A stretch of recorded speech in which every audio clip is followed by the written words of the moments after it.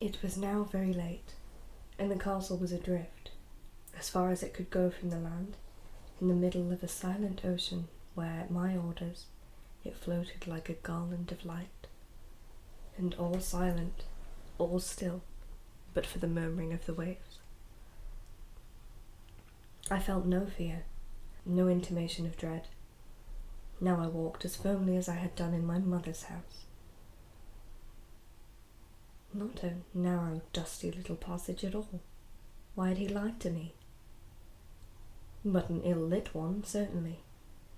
The electricity, for some reason, did not extend here, so I retreated to the still room and found a bundle of wax tapers in a cupboard, stored there with matches to light the oak board at the grand dinners. I put a match to my little taper and advanced with it, in my hand, like a penitent, along the corridor hung with heavy, I think, Venetian tapestries. The flame picked out here the head of a man, there of a rich breast of a woman spilling through a rent in her dress. The rape of the Sabine, perhaps.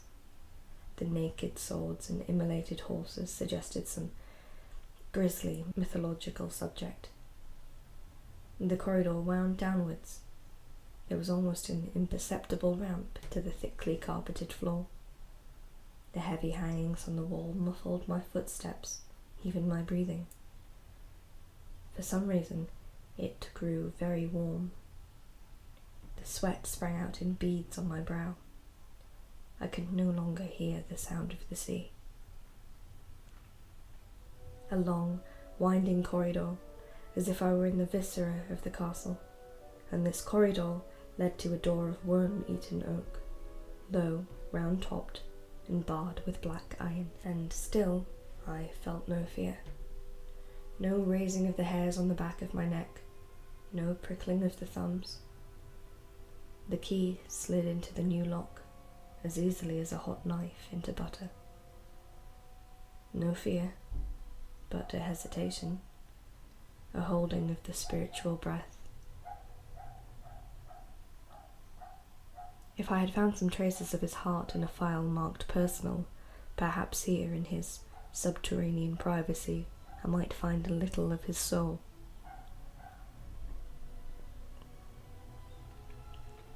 It was the consciousness of the possibility of such a discovery, of its possible strangeness, that kept me for a moment motionless, before, in the foolhardiness of my already subtly tainted innocence, I turned the key, and the door creaked slowly back.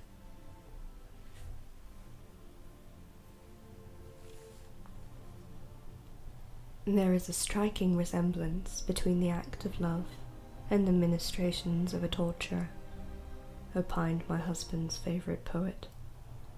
I had learned something of the nature of that similarity on my marriage bed, and now my taper showed me the outlines of a rack. And there was also a great wheel, like the ones I'd seen in woodcuts of the martyrdoms of the saints, in my old nurse's little store of holy books, and just one glimpse of it before my little flame caved in, and I was in absolute darkness. A metal figure hinged at the side, which I knew to be spiked on the inside, and to have the name, the Iron Maiden. Absolute darkness, and about me, the instruments of mutilation. Until that moment, this spoiled child did not know she had inherited nerves and a will from the mother who had defied the yellow outlaws of Indochina. My mother's spirit drove me on into that dreadful place, in a cold ecstasy to know the very worst. I fumbled for the matches in my pocket. What a dim, lugubrious light they gave. And yet enough, oh, more than enough, to see a room designed for desecration, and some dark night of unimaginable lovers whose embraces were annihilation. The walls of this stark torture chamber were the naked rock. They gleamed as if they were sweating with fright. At the four corners of the room were funerary urns, of great antiquity, and on 3-legged ebony stands the bowls of incense that he'd left burning. Wheel, rack, and Iron Maiden were, I saw, displayed as grandly as if they were items of statuary, and I was almost consoled then, and almost persuaded myself that I might have stumbled upon only a little museum of his perversity, that he had installed these monstrous items here only for contemplation.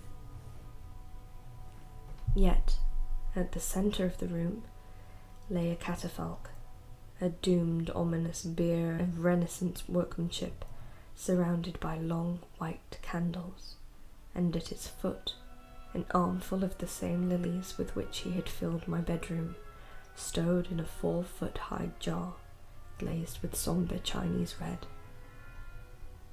I scarcely dared examine this catafalque and its occupant more closely, yet I knew I must.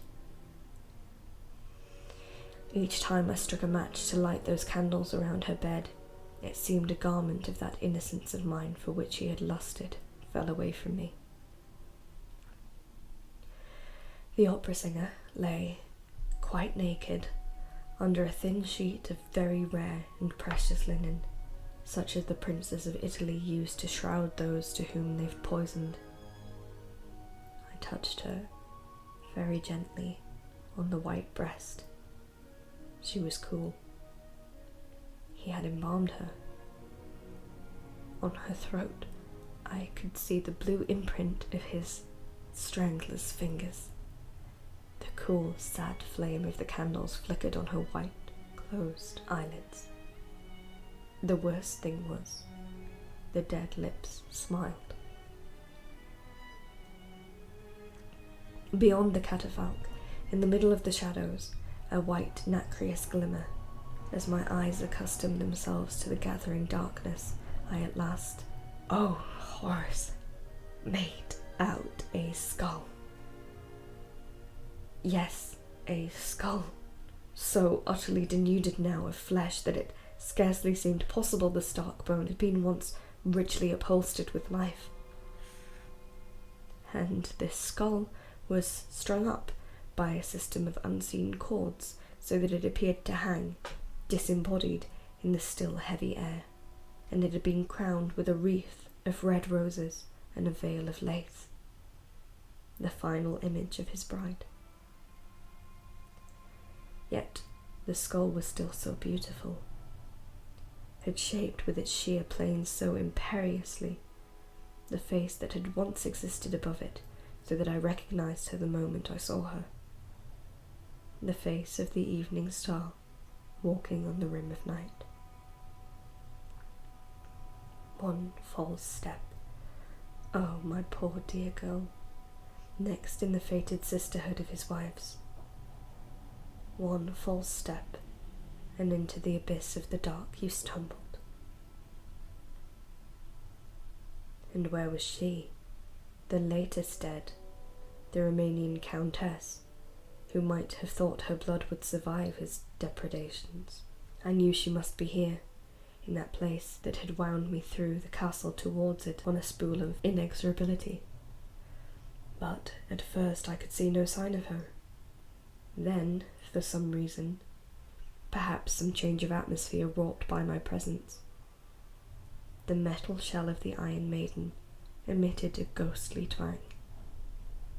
My feverish imagination might have guessed its occupant was trying to clamber out, even though, in the midst of my rising hysteria, I knew she must be dead to find a home there. With trembling fingers, I prized open the front of the upright coffin, with its sculptured face caught in rictus of pain. Then, overcome, I dropped the key I still held in my other hand. It dropped into the foaming pool of her blood. She was pierced not by one, but by 100 spikes. This child of the land of the vampires, who seemed so newly dead, so full of blood. Oh, God, How recently had he become a widower? How long had he kept her in this obscene cell? Had it been all the time he'd courted me, in the clear light of Paris? I closed the lid of her coffin very gently, and burst into a tumult of sobbing that contained both pity for his other victims and also a dreadful anguish to know I, too, was one of them. The candles flared, as if in a draught from a door to elsewhere. The light caught the fire opal on my hand so that it flashed once with a baleful light, as if to tell me the eye of God, his eye, was upon me. My first thought, when I saw the ring for which I had sold myself to this fate, was how to escape it.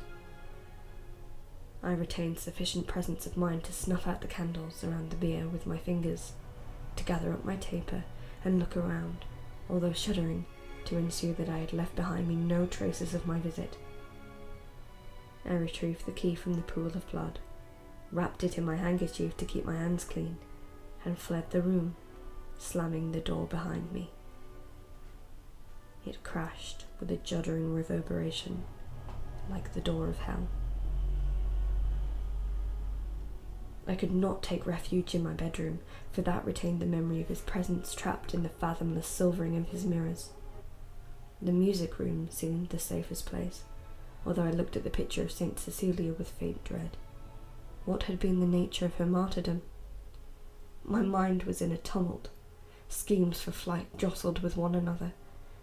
As soon as the tide receded from the causeway, I would make for the mainland, on foot, stumbling. I did not trust that leather-clad chauffeur, nor the well-behaved housekeeper, and I dared not take any of the pale, ghostly maids into my confidence either, since they were his creatures, all. Once at the village, I would fling myself directly on the mercy of the Gendarmerie. But could I trust them either? His forefathers had ruled this coast for 8 centuries, from this castle whose moat was the Atlantic. Might not the police, the advocates, even the judge all be in his service, turning a common blind eye to his vices, since he was my lord, whose word should be obeyed? Who, on this distant coast, would believe the white-faced girl from Paris who came running to them with a shuddering tale of blood, of fear, of the ogre murmuring in the shadows? Or rather, they would immediately know it to be true, but were all honour bound to let me carry it no further. Assistance. My mother. I ran to the telephone. The line was, of course, dead.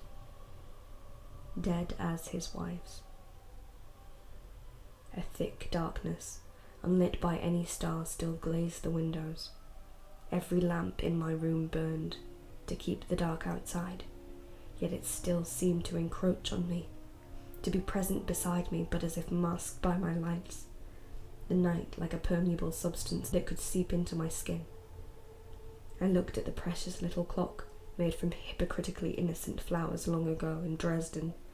The hands had scarcely moved one single hour forward from when I first descended to that private slaughterhouse of his.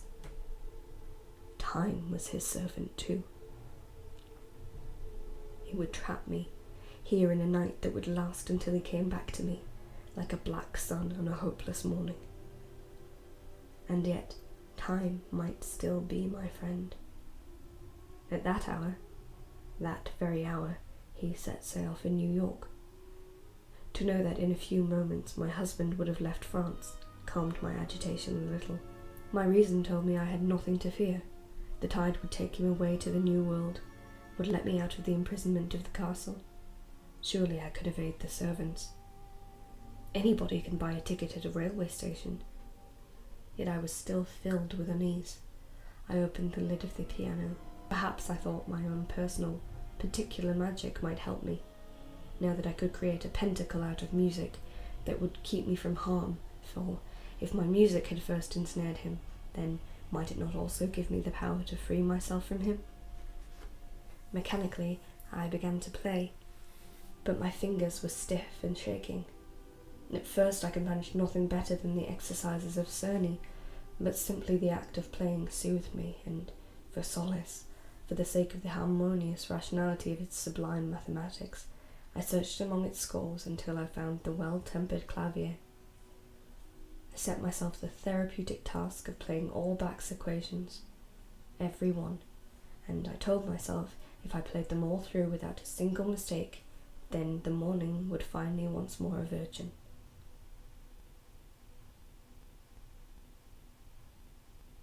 Crash of a dropped stick. His silver-headed cane. What else? Sly. Cunning. He had returned. He was waiting for me outside the door. I rose to my feet. Fear gave me strength. I flung back my head defiantly. "Come in." My voice astonished me by its firmness, its clarity. The door slowly, nervously opened, and I saw, not the massive, irredeemable bulk of my husband, but the slight, stooping figure of the piano tuner, and he looked far more terrified of me than my mother's daughter would have been of the devil himself. In the torture chamber it seemed to me that I would never laugh again. Now helplessly laugh I did, with relief, and after a moment's hesitation the boy's face softened, and he smiled a little, almost in shame. Though they were blind, his eyes were singularly sweet. "Forgive me. I know I've given you grounds for dismissing me, that I should be crouching outside your door at midnight, but I heard you walking about, up and down. I sleep in a room at the foot of the West Tower, and some intuition told me you could not sleep and might, perhaps, pass the insomniac hours at your piano, and I could not resist that. Besides, I stumbled over these." And he displayed the ring of keys I dropped outside my husband's office door, the ring from which one key was missing. I took them from him, looked around for a place to stow them, and fixed on the piano stool, as if to hide them would protect me. He stood, smiling at me. How hard it was to make everyday conversation. "It's perfect," I said. "The piano, perfectly in tune."